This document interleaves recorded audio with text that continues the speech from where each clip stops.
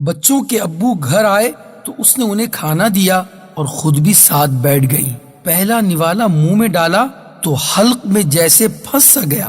تھوڑا پانی پیا تو نوالا نیچے گیا۔ حلق کی خشکی کی وجہ سوچی تو یاد آیا کہ ناشتے کے بعد سے نہ کچھ کھایا نہ کچھ پیا۔ صبح نماز کے بعد بچوں کے ناشتے میں لگ گئی، ان کو ناشتہ کروا کے اسکول کے لیے تیار کر کے بھیجا۔ ہے تجھ سے اس زندگی میں سوارا گھر جلدی جلدی تھوڑا سا ناشتہ کیا تو بچوں کے ابو کے آفس کا ٹائم ہو گیا، ان کا ناشتہ تیار کیا۔ وہ ناشتہ کرنے لگے تو جب تک اس نے کپڑے استری کیے وہ ناشتہ کر کے نہانے چلے گئے۔ اتنے میں ساسو ماں نے ناشتے کی آواز دے دی، بیٹا مجھے ناشتہ دے دو۔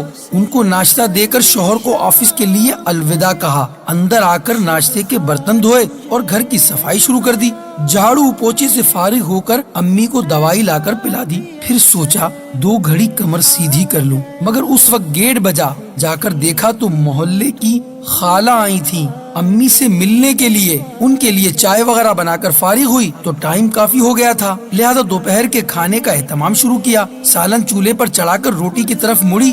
ابھی یہ سب چل ہی رہا تھا کہ بچے اسکول سے واپس آ گئے۔ اپنوں کو خوش رکھ بچوں کو کھانا دیا، پھر امی کو کھانا دیا اور دوائی پلا دی۔ سوچا برتن دھو کر ہی کھانا کھا لوں گی۔ برتن دھو کر فارغ ہی ہوئی تھی کہ فون بج اٹھا۔ آگے بچوں کی پھوپھو تھیں، بولی ہم اپنے گھر سے نکل چکے ہیں، تمہارے یہاں آ رہے ہیں تھوڑی دیر کے لیے۔ بس پھر کیا تھا، کھانا وانا سب بھول گئیں اور ان کی دعوت کا انتظام شروع کر دیا۔ اپنوں کو ان سے فارغ ہونے تک شام کے 5 بج گئے اور پھر شام کی چائے وغیرہ کا چکر شروع ہوا اور تقریباً 7 بجے پھپھو کو الوداع کہا۔ کمر ٹوٹ رہی تھی، سر درد کر رہا تھا، مگر سوچا بیٹھنے سے پہلے برتن وغیرہ نمٹا دوں، پھر کمر بھی سیدھی کر ہی لوں گی۔ ابھی برتنوں سے فارغ نہیں ہوئی تھی کہ شوہر صاحب آفس سے واپس تشریف لے آئے۔ ان کو پانی دیا، جب تک وہ فریش ہوئے یہ برتنوں سے فارغ ہو گئیں اور ان کو کھانا دیا اور خود بھی ساتھ ہی بیٹھ گئیں۔ ابھی پہلا نوالا لیا تھا جو حلق میں پھنس گیا۔ وجہ سوچی تو پورے دن کا منظر نظر میں گھوم گیا۔ ہے تجھ سے حلق میں نوالا پھنسنے کی وجہ سے آنکھوں میں پانی آ گیا۔ شوہر نے دیکھا تو بولا تم کیوں رو رہی ہو؟ اس نے کمال ضبط کا مظاہرہ کرتے ہوئے کہا کچھ نہیں ہوا۔ شوہر ہنس دیا اور اکتاہٹ سے بولا ایک تو تم عورتوں کی بھی کچھ سمجھ نہیں آتی، ذرا سی بات پر بس رونا شروع کر دیتی ہو۔ صبح سے اب اس کا ضبط جواب دے چکا تھا، اس کی آنکھوں سے آنسو نکل پڑے تھے۔ یہ دیکھا تو شوہر چڑھ کر بولا اچھا اب بس بھی کرو، کھانا خراب نہ کرو میرا۔ وہ جلدی جلدی آنسو صاف کرنے لگی۔ ابھی وہ آنسو پہنچ ہی رہی تھی کہ امی کی آواز آئی بیٹا مجھے بھی کھانا کھلا دو۔